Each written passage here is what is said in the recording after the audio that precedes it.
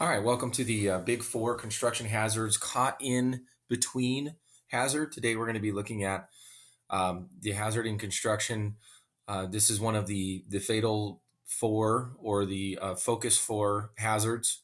Um, there's fall protection, which is number one leading cause of death on a construction site, then followed up by electric, which hopefully you have done now, and you got caught in between and struck by. Those are the four focus areas that we're going to look at first in this OSHA training.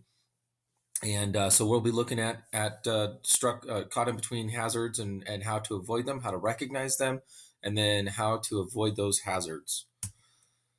So these presentations have basically been developed in English and Spanish. We're looking at the focus four, like I said, falls, electrical, caught in between, and struck by. Moving on. So we're going to be looking at cranes and heavy equipment, tools and equipment, materials and handling, and trenches and excavations. And then we'll be looking at how to guard yourself from moving parts and equipment, how to install barricades, proper materials handling, and shielding in trench boxes. We'll be looking at all of that in this presentation. Moving on. Okay, go ahead and pause the video at this point and take a few minutes to copy these 10 questions. You're going to need a sheet of paper, a couple sheets of lined paper, and a pencil for today's lessons. So if you need to pause the video and run and get some paper and pencils, that's fine. And come on back and copy these down and get ready to answer them. All right, so caught in between hazards are one of the four most deadly hazards found on a construction site. This program is designed to help you recognize common caught in hazards. Sorry about that. Let me go back. Let me fix that. My mouse. Sorry about that. Let's go back. So the symbol, this symbol here will tell you if the situation is safe, right here. And this one here obviously is not safe. So if you see a picture with this symbol, you know we're good to go. And if you see this, you know all bad. So some statistics. Each year, workers die from caught-in accidents. During the year 2006, total deaths from caught-in cases, 388. So in 1 year, 388 people died on construction sites from caught-in accidents. Caught-in deaths, that's total deaths in every workplace in the United States. In construction, there were 95. So approximately 8% of deaths in construction come from people being caught in between an immovable object and a movable object. Approximately 7% of all occupational deaths. So in every trade, every occupation, they're caught in between situations. So caught in between hazards occur when a worker is caught inside of or between two different objects. And I'm going to give you a definition so that you have a little more clarity on what a caught in between is and what a struck by is, because they're both very similar concepts. A caught in between is when you are caught in between two objects. It could be that you are like this fella here.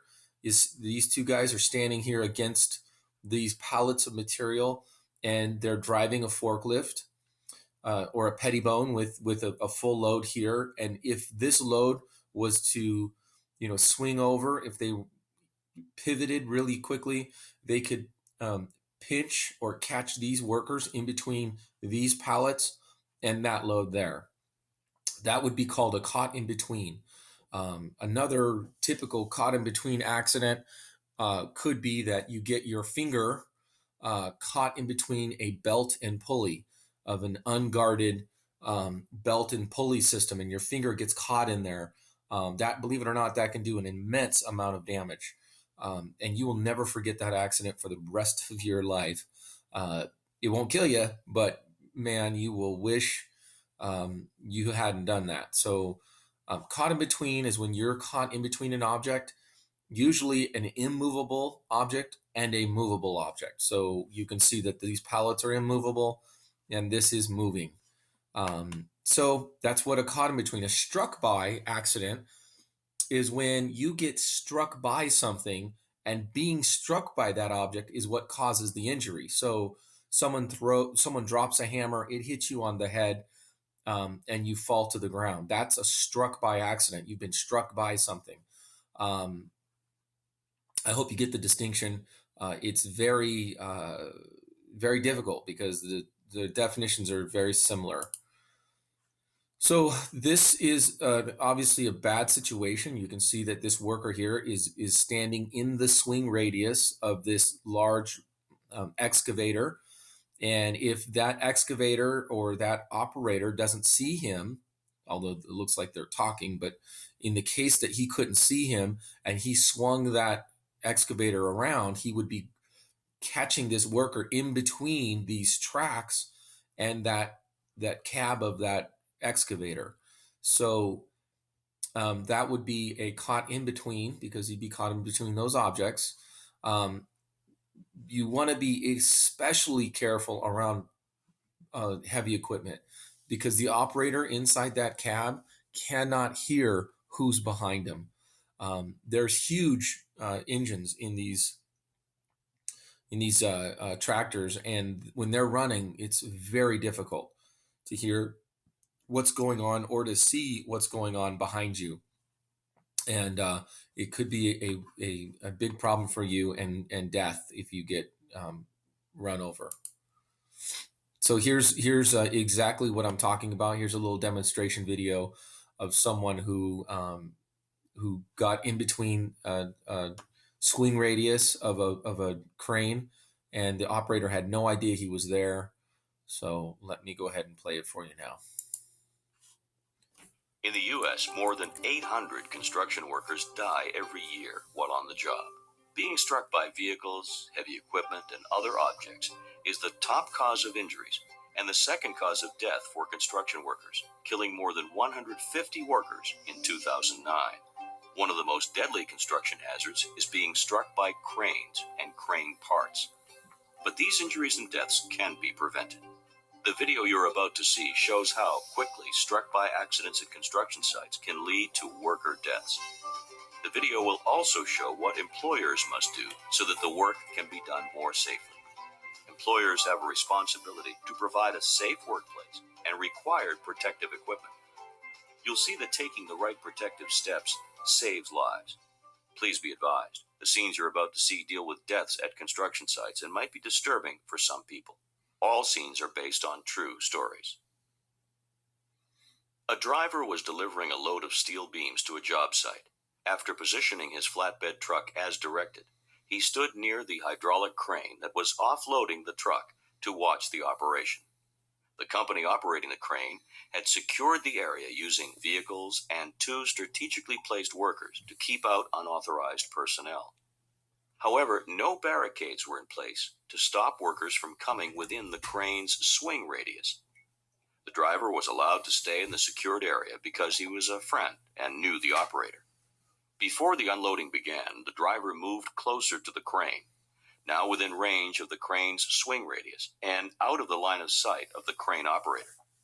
Suddenly, the crane operator began moving the crane, positioning it for the offloading operation. Within seconds, the truck driver was crushed between the crane's counterweight and the right rear outrigger. He died later that day from serious injuries to his chest and internal organs. Let's look at the events leading up to this tragic incident and see how it could have been prevented. This worksite did not have the necessary controls in place to protect workers. The radius of the crane's superstructure was not barricaded, and the flatbed driver was allowed to remain in what was supposed to be a secured area. Let's look again at the work area. Now, a temporary barricade, including 3-inch caution tape, is in place to prevent workers from coming too close to the swing radius of the crane.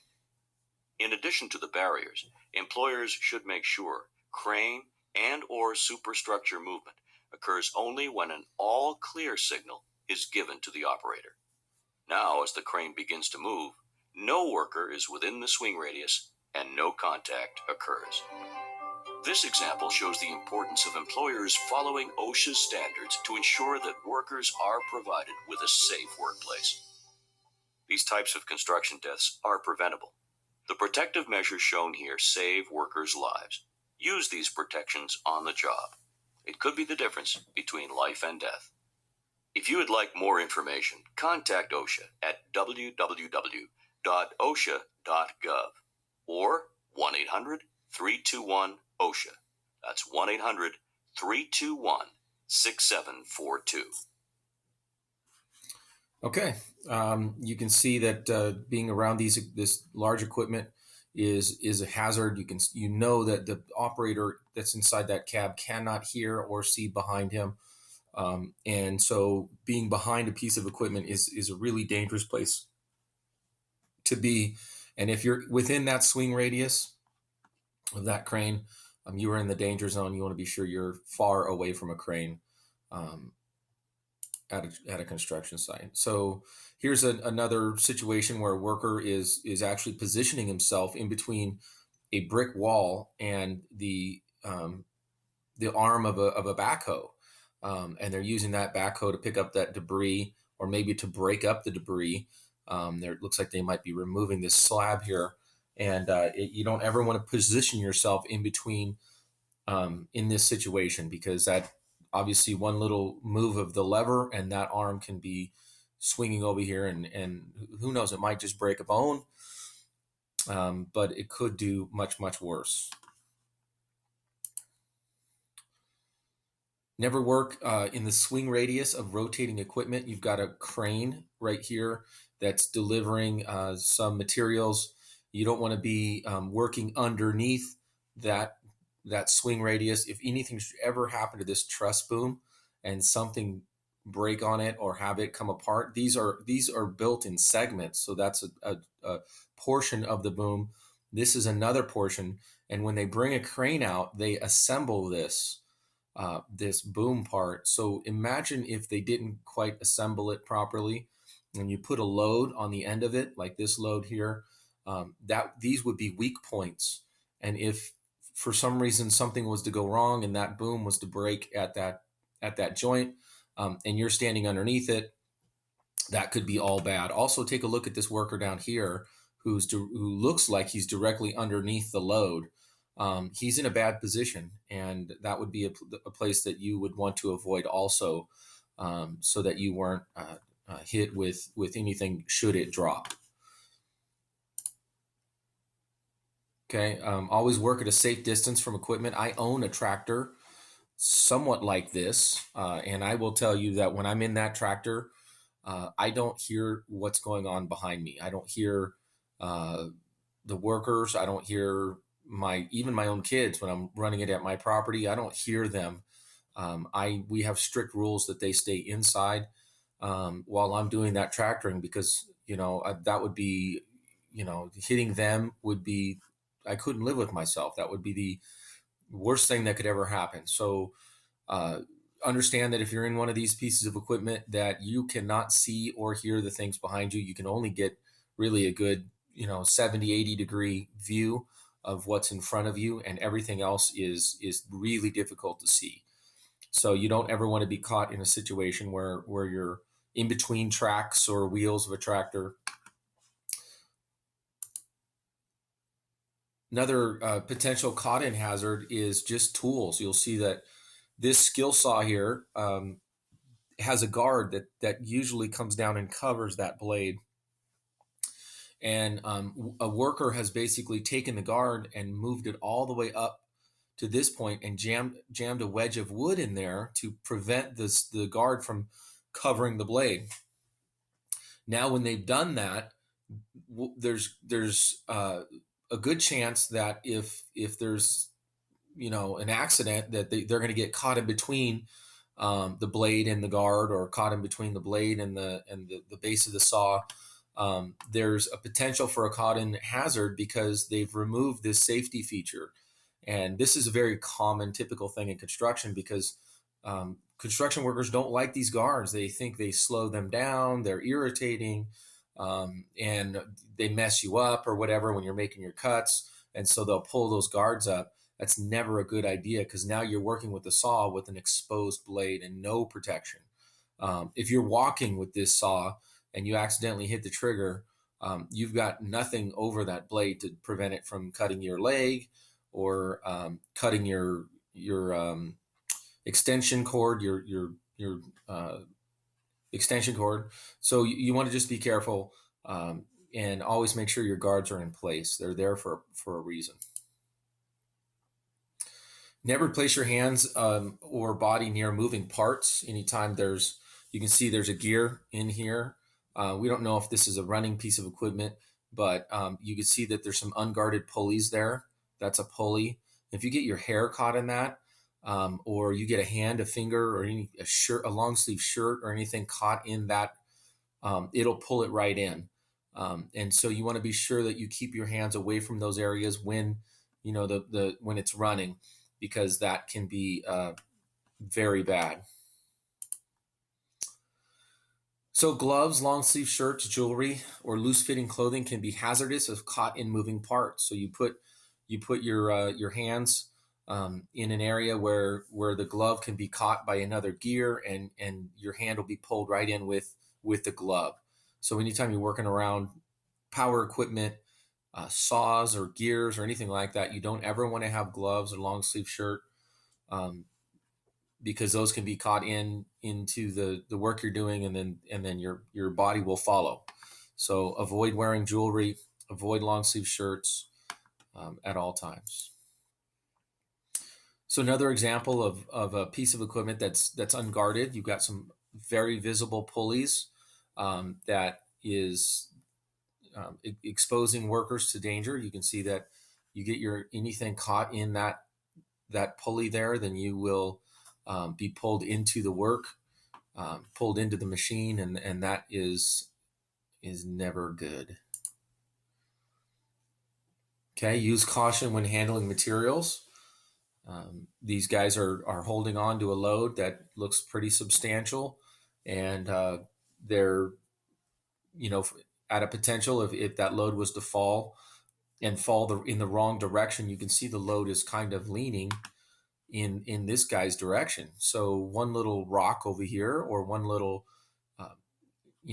hole over here, and the tractor falls in it, and then that load all of a sudden will start to shift in his direction. So you want to make sure, number one, that you've got your load secured, which it looks like they have it secured here, and then stay away from it. If you're really that concerned about the load staying on the tractor, throw on some tag lines, which are some ropes, and give yourself a little margin of safety, 5-10 feet away from that load, so that you're not right next to it if it should happen to fall. Be careful when stacking materials. You don't want to be on the underside of some materials that are coming down and going to fall on you. You want to be sure that, because then that's another caught in between hazard for sure. You want to be on the side of materials when you're lifting it, so that there's an escape route should that material come down. And whenever possible, use some equipment, or use a crane or something that can lift it, do the lifting for you. Okay, looks like they're raising a poured in place concrete wall right there. You never want to put yourself in between something like this, and let's say this slab, or this fellow right here standing in between that concrete wall that they're erecting and this embankment here. So if he was to be there and it was to fall all the way over, I guarantee he's done. And anyone in here who doesn't move fast enough is going to be right there with him.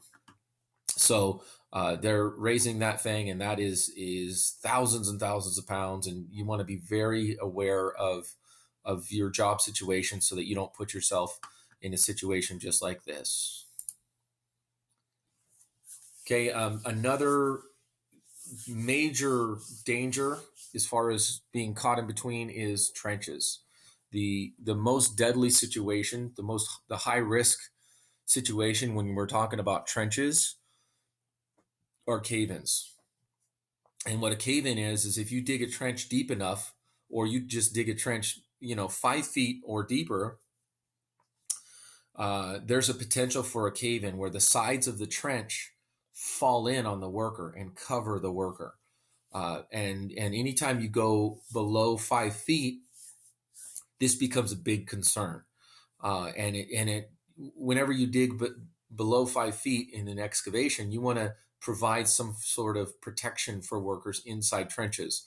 And we'll talk a little bit about what those protections should be in a few minutes. But just understand that the greatest risk in an excavation is a cave-in. That's the greatest risk. And if you get covered with thousands of pounds of dirt, there's very little chance that you can be saved. Um, if they use big equipment to dig you out, there's a good chance they'll tear you apart when they're digging you out. And if you get covered with enough dirt, they can't dig you out even if they wanted to. And you have about 2 minutes worth of oxygen in your system, and then you're a goner. So biggest risk is is a cave in, and you want to be sure that when you're in a trench 5 feet or deeper, that you have some sort of protections. So you can see a situation where this trench here has a box that's been installed. This is a fixed structure, so that workers that climb down this ladder and get into this excavation know that they'll be protected because they've got this huge, very thick, very strong protective box that they can get into, protective structure they can get into to do the work at that elevation, in the ground, and then they can come up and they'll be safe. This is an example of what you don't want to do. You don't want to get into a trench or a hole that's really deep with no good way of getting in and out, and there's no protective measure around that trench.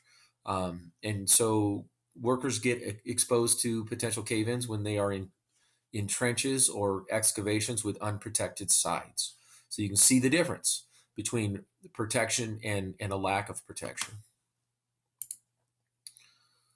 Okay, so we've got workers working in an excavation, and you can see there's pipes inside the excavation, but you can also see that the spoils or the dirt that they've dug out of this trench is forming a huge pile over here that potentially could slough off onto these workers. They're not deeper than 5 feet, so technically, it doesn't look like they need I mean, they need uh, uh, barricades, or not barricades, but boxes or shoring in this particular excavation. But this mound of dirt is a problem for them. These spoils that they've taken out of this trench should be put, farther away from the trench itself, because they can come in on the workers and cover them, and also the weight of all of this dirt could potentially cause this embankment here to give way and fall in on the workers as well. Okay, never work inside an excavation where there's water accumulating. You can see that this trench is full of water right here. There's a number of reasons why you don't want to work in a trench full of water. Number one, you might get what's called trench foot, which is a condition where your foot has just been exposed to water and mud for long enough that your flesh literally rots off. It's called trench foot.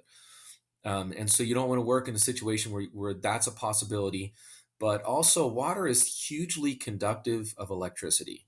So if there is an electrical charge in that water, whoever is in that water will receive that charge. And once you should have learned in the electrical unit that once you start getting shocked, it's hard to get away from that shock. Your muscles constrict, they tighten, and movement becomes difficult. And so, unless someone stops that flow of electricity, you might end up being electrocuted. So, working inside trenches is never a good idea. Working inside trenches where there's water, and also you'll notice that these are unprotected sides. There's no um, protective measures been put in this trench, and these guys are most certainly deeper than 5 feet, and they've got no way of protecting them. If that trench was to collapse on that worker, he'd be in bad shape. They would be in bad shape.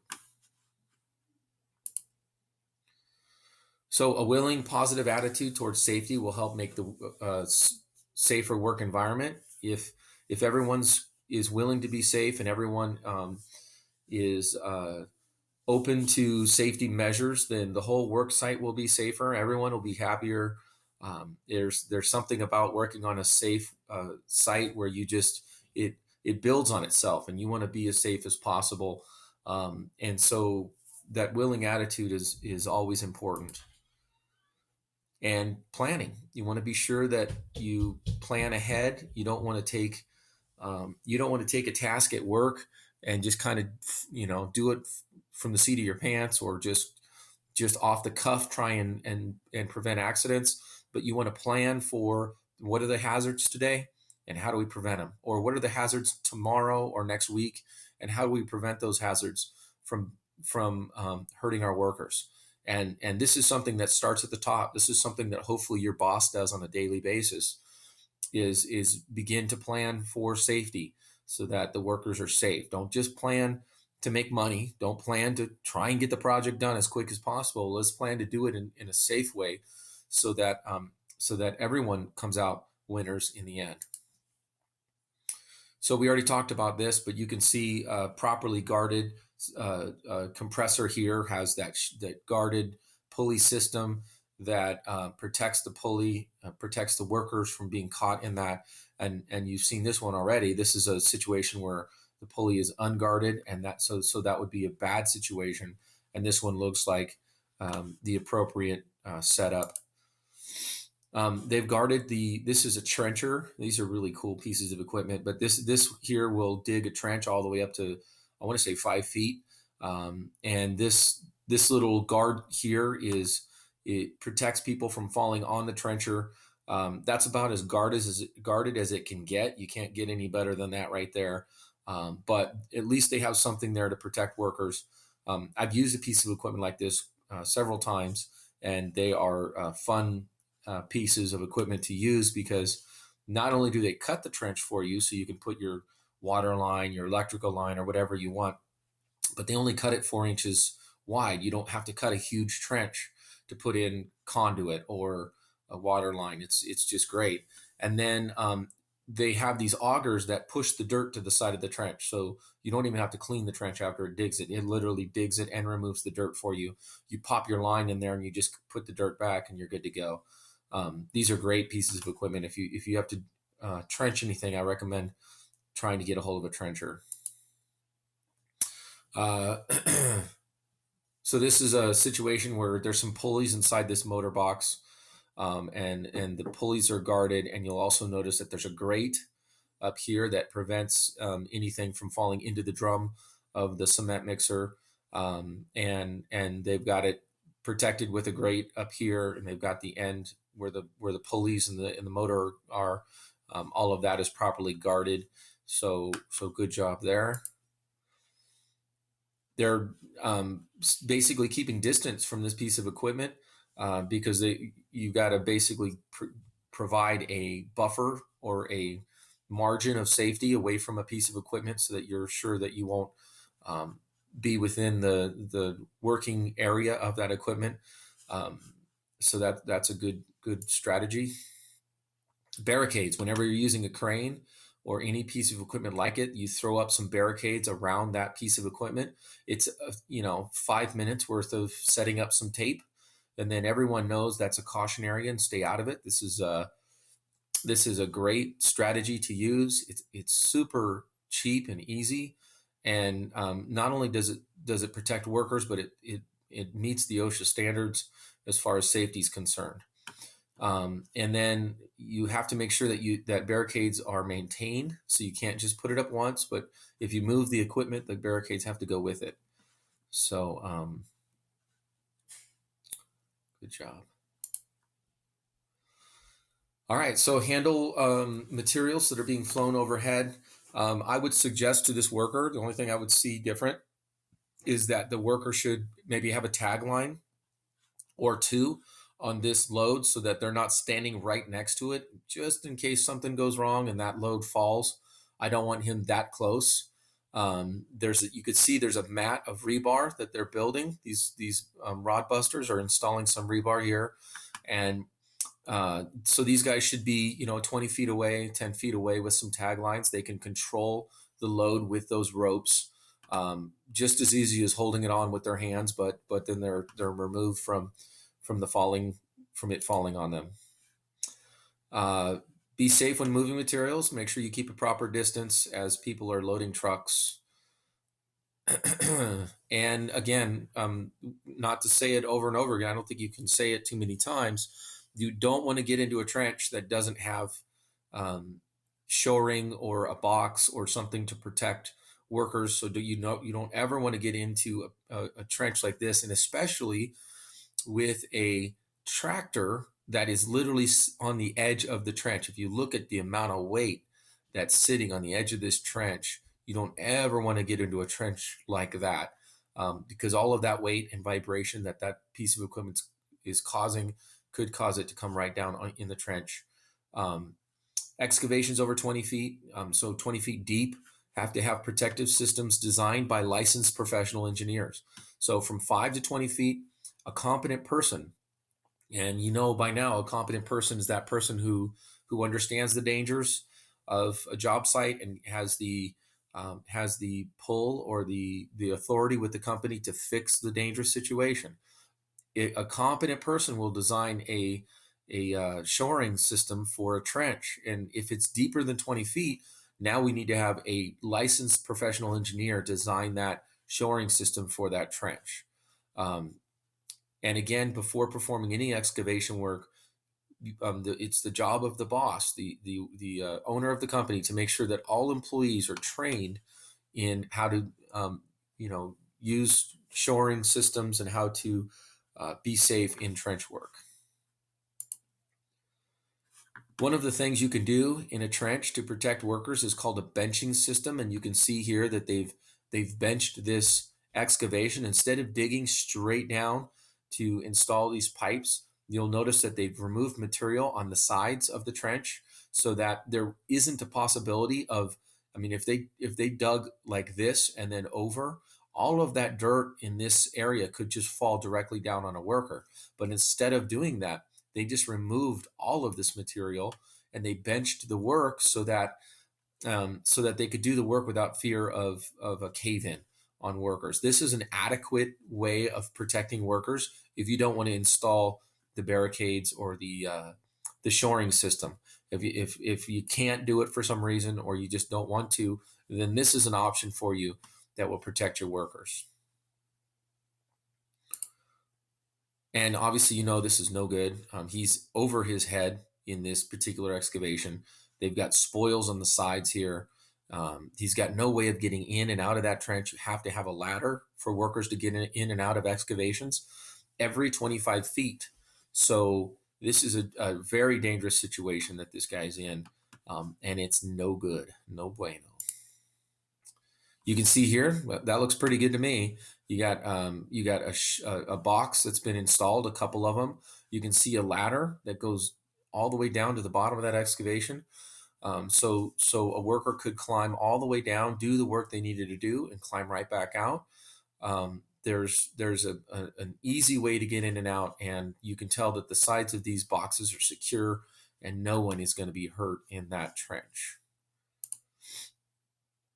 All right, this is our closing activity. So we are done with the presentation part, and this should be pretty quick. I want you to take a sheet of paper. It could be lined paper, or you could just ask for a sheet of copy paper.